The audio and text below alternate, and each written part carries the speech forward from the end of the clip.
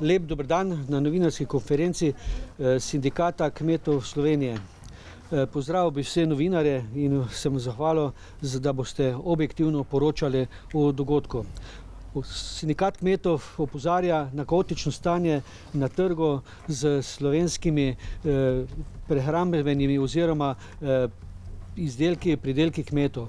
Kot vemo, se dogajajo stvari kaotične. Naprimer, v živinoreji je v danem trenutku tako nizka cena, da kupna cena pitanega govejega mesa ne več pokrije lastnih stroškov. Tako, da so že nekateri kmetje obupali in ne mislijo več hlevljati govejih pitacov oziroma nakup telet. Na področju zelenjadarstva je zelo kaotično stanje, saj vemo, da v danem trenutku se ne da prodati. Krompira je obilen pridelek in je cena padla pod lastno ceno proizvodnje, kakor tudi v vseh ostalih pridelkih v zelenjavi. Kot veste, je nedolgo od tega bila žetev pšenice in se cena pšenica ni več pokrila svojih stroškov. Kot je razvidno iz kile kruha, kile štruca kruha, je vidno, da v 5% ima lastnega dela kmet v tej kili štruca, država pa 9,5% davka. To je nesprejemljivo za slovenskega kmeta. Tako da smatramo, da bi morali v danem trenutku uvesti masne bilance, da bi potem sledljivost teh proizvodov bila zagotovljena. Sedaj pa se prihaja z vseh trgov, tretjih trgov, iz evropskih trgov na slovenske police razne izdelki, pridelki, ki pa naš trg porušijo. Tako da zahtevamo od slovenskega ministrstva za kmetijstvo in slovenske vlade, da nemudoma uvedejo masne bilance, da se v danem trenutku izbrana kakovost nadaljuje, vendar da se ne propagira slovensko poreklo. Kajti dokler ne bodo uvedene masne bilance, bo kaotično stanje se nadaljevalo. Sedaj pa bi predal besedo podpredsedniku in bo tudi podpredsednik povedal stvari. Lep pozdrav še v mojem imenu. Na današnji dan bomo dali tudi tele pridelke, ki so tlele za nam, simbolično predali dobrodelni organizaciji, Slovenskemu Karitasu, da bodo pač to dobili tisti, ki so pač tej pomoči potrebni. Zdaj, kaj to pomeni? Od časa korone so odkupne cene na slovenskih kmetijah padle od 15% pa tudi več, tudi do 30%. Zdaj, vsi lahko veste, kaj to pomeni in da to kmetija, tista, ki je bila v investiciji, ima kredite, ne more vračati kreditov.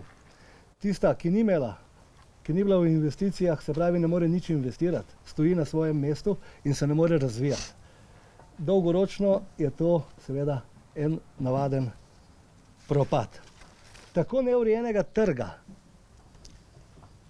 na slovenskih hrani, ko ga imamo mi, se pravi, ga tudi na divjem zahodu niso nikoli imeli. Se pravi, zato mi zahtevamo, da se ta trg uredi. Sami dobro veste, da to, ko so v tem času, v času korone, inšpektori našli neustreznih živil, izdelkov, prehranskih artiklov, koliko je bilo od tega umaknjenega, se to sami vi poročate in to tudi je jasno, se pravi, da je resnični kaos. Zato so, se pravi, te naše zahteve, mi vemo, da notranji trg v Evropski uniji bo deloval, da to pač ne moremo preprečiti, lahko pa poskušamo urediti to, kar se zdaj dogaja. Potrošnik, če danes gleda reklame na televiziji in v medijih, dobi občutek, da vse, kar kupi slovensko, da s tem pomaga slovenskemu kmetu in da ima slovenski kmet nadpovprečne odkupne cene. Zato mi zahtevamo, da se ta zadeva uredi na ta način, da se takoj prepove oglaševanje slovensko, domače, dokler se prav ne uredimo tega tako imenovane sledljivosti. To je ta mastna bilanca. Da se za vsak artikel ve, ker vsak, ki ga kupi se ve, ali je to kupljeno bilo doma, ali ni bilo. Tukaj so davčne, se pravi, če je doma, je treba plačati davek, če je tujine, se davek samo obračuna in potem, kako grejo zadeve naprej. Se pravi, na vsak artikel, na vsakem računu mora potrošnik, ko je plačal, videti, aha, krompir iz Slovenije, ne? Ali pa krompir iz EU, ali pa krompir izven EU-ja. To je ta tako imenovana mastna bilanca. In šele potem, ne, ko bomo to dosegli, se pravi, se gre lahko